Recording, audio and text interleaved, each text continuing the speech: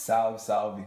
Bom, é o seguinte, na aula de hoje vamos continuar falando dos números decimais e colocando mais algumas operações que aparentemente continuam sendo as mesmas que a gente já vem fazendo durante as aulas, mas agora com algumas dicas direcionadas, que é no caso da potenciação de números decimais. Bom, a gente já sabe lá do início do ano da potenciação como é que ela funciona, certo? Sim.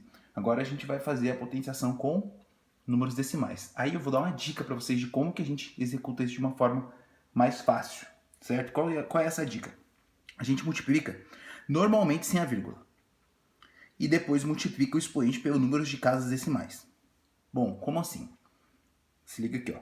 Meio, ou 0,5, ou 5 décimos elevado ao quadrado. A gente sabe que o número elevado ao quadrado é ele vezes ele. Aí a gente poderia muito bem efetuar essa multiplicação aqui de números decimais, como a gente já fez nas aulas anteriores. Aí eu dou a dica para vocês. Multiplica normalmente sem a vírgula. Esse número sem a vírgula é qual? 5. Quanto que é 5 ao quadrado? 25. Aí seria 25. E aí eu pego o número de casas decimais que esse número tem e multiplico pelo expoente. Ó. Uma casa vezes 2, duas casas. Então é 25 com duas casas.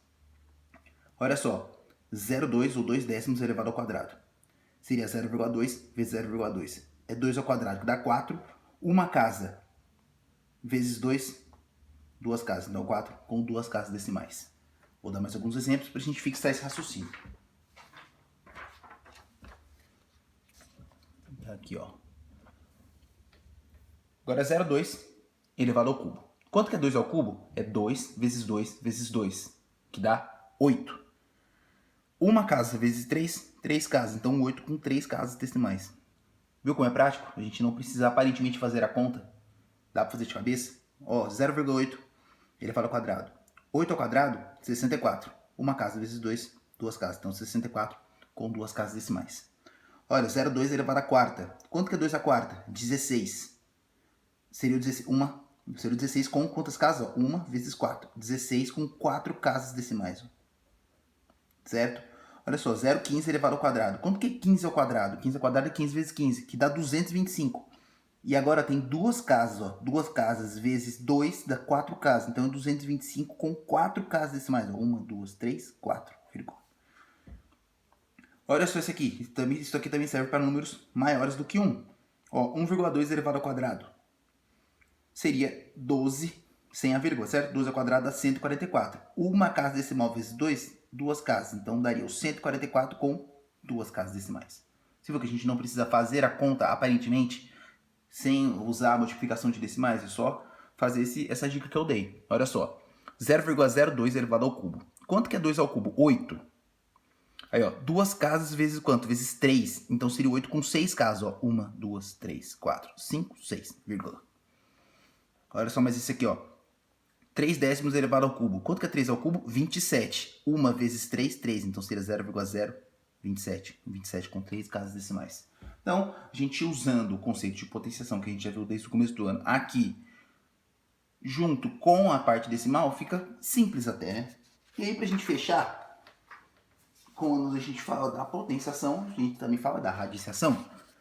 E aí, qual é a dica que eu falo com radiciações com números decimais? Seria transformar em fração. Eu tirar a vírgula, fica mais fácil da gente aplicar essa radiciação. Por exemplo, ó, 64 centésimos. Então, raiz quadrada de 64 centésimos. Seria raiz quadrada 64 centésimos. Em fração, 64 sobre 100. Copia o número sem a vírgula e o número de casas decimais é o número de zeros. E aí, como é que a gente faz radiciação de qualquer número? Ou no caso de frações, né? A gente tira a raiz do numerador e o denominador separadamente. Raiz quadrada de 64, 8. Raiz quadrada de 100, 10. 8 sobre 10, 8 décimos, 0,8. Isso também funciona para outros tipos de números. Números maiores do que 1. Também, ó, 1,69. Raiz quadrada de 1,69 dá raiz quadrada de 169 centésimos, porque tem duas casas.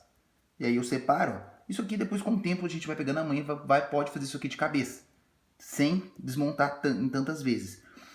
Raiz quadrada de 169, 13. Raiz quadrada de 100, 10. 13 sobre 10, 1,3. Então, você viu que querendo ou não, a gente usa conceitos anteriores para resolver conceitos novos agora, de uma forma bem prática. Então, se a gente focar nas radiciações e nas potenciações, a vírgula fica só um detalhe. certo? Então, vamos fazer exercício, comentar mais isso nas aulas e tirar o máximo de dúvidas possíveis. Então, é isso.